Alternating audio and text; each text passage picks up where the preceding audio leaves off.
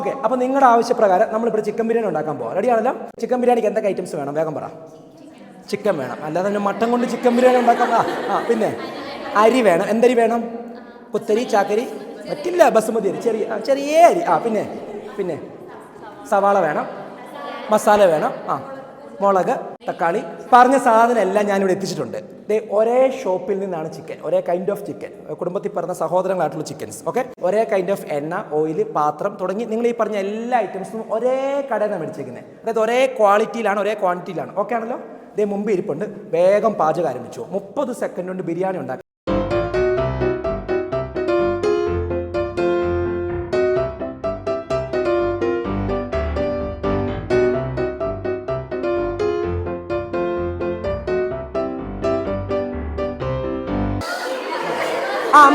മതി. ദമ്മ വെച്ച് പതിയെ വാങ്ങി വെച്ച് ചൂടാ വാങ്ങി.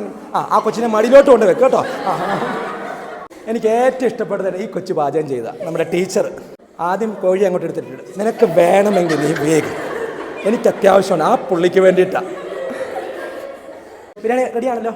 ഞാനൊരു ടേസ്റ്റ് ചെയ്യാൻ വരുവാണേ. ടേസ്റ്റ് നോക്കാം. ഇവിടെ മുതൽ ടേസ്റ്റ് ചെയ്ത് അവിടെ വരുന്നു. നിങ്ങൾ ഇത്രയും പേരുടെ ബിരിയാണി ഞാൻ ടേസ്റ്റ് ചെയ്യുമ്പോൾ എല്ലാ ബിരിയാണിക്കും ഒരേ ടേസ്റ്റ് ആയിരിക്കും അല്ലേ? അതെന്താ? ഉറപ്പാണോ? നിങ്ങൾ ചിലവർ ഇപ്പം ഈ മോളൊക്കെ നല്ലോണം കഷ്ടപ്പെട്ട് ബിരിയാണി ഉണ്ടാക്കിയിട്ടുണ്ട്. അവിടുന്ന് ബിരിയാണി എടുത്ത് കഴിച്ചു കഴിഞ്ഞാൽ അരേ വാ, നല്ല ടേസ്റ്റ് ആയിരിക്കും. അതേസമയം നമ്മുടെ ടീച്ചറിൻ്റെ ബിരിയാണി എടുത്തു കഴിഞ്ഞാൽ എടുത്ത് വായിലിട്ട് നോക്കുമ്പോൾ അരേ വാ, കാരണം ആ കോഴി അറിഞ്ഞിട്ടില്ല അത് വേകുന്നുണ്ടെന്നുള്ളത് വരാം. എന്തുകൊണ്ട് ഡിഫറെൻറ്റ് ടേസ്റ്റ്? ഞാൻ ഒരേ ക്വാണ്ടിറ്റിയിലാണ് ചിക്കൻ തന്നത്, ഒരേ ക്വാണ്ടിറ്റിയിലാണ് നിങ്ങൾ പറഞ്ഞ എല്ലാ ഇൻഗ്രീഡിയൻസ് തന്നത്, വെള്ളം വരെ തന്നത്, ഒരേ കടയിൽ നിന്ന് കൊണ്ടുവന്നതാണ്, ഒരേ ക്വാളിറ്റി വരുന്നു. ദെൻ ടേസ്റ്റ് വന്നപ്പോൾ, അതിൻ്റെ ഔട്ട്കം വന്നപ്പോൾ ഡിഫറെൻറ്റ് ടേസ്റ്റ് വരാൻ കാരണം എന്താ? ഉണ്ടാക്കിയ ആളുടെ മൈൻഡ് സെറ്റ് വേറെ ആയിരുന്നു. അതിന് വേറെ നല്ല വാക്ക് പറയും നമ്മുടെ നാട്ടിൽ. എക്സാക്ട്ലി, കൈപ്പുണ്യം. ആ കൈപ്പുണ്യത്തിനനുസരിച്ചാണ് അതിൻ്റെ ടേസ്റ്റ് വരിക. ആമേ കറക്റ്റ്? ഈ കൈപ്പുണ്യമാണ് നിങ്ങളുടെ പാചകത്തിലെ യുണീക്നെസ്.